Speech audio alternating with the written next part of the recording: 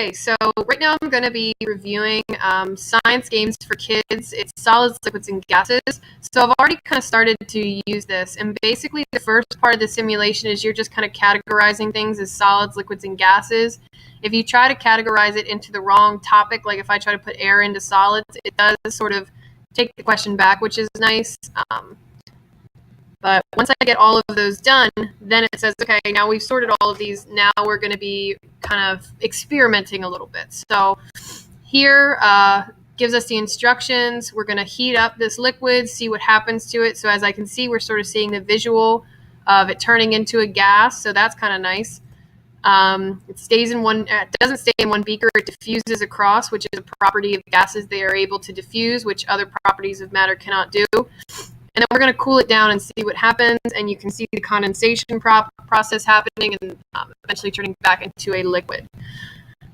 So if we go through that one, heat the liquid again, and we can remove the beakers once the heating is done, I believe. Oh, I can click remove lids, and there they go. So now the gases disappear. So again, kind of showing that process of diffusion. And then that's kind of it for this simulation. So my personal reactions, first off, I had to mute this tab because it's playing extremely loud music. I don't know if it's from one of the advertisements that's on here, but super annoying, definitely a distraction for use in my classroom. I thought it was pretty easy to use. The instructions were really straightforward.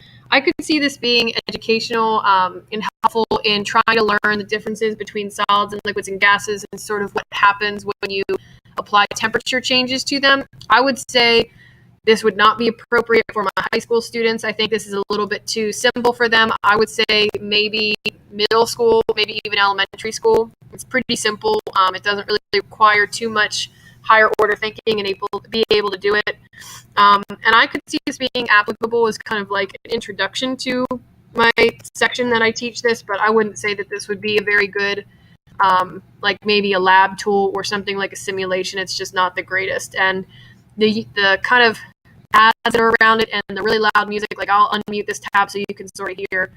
It's like, I don't know where it's coming from, but one of these ads is playing music super loud, and there you go, you can kind of hear it. So I know this would distract my kids right away. All right, so I'm gonna mute that again. But overall, it's all right, not my favorite simulation. I would definitely try to find another one to sort of use instead.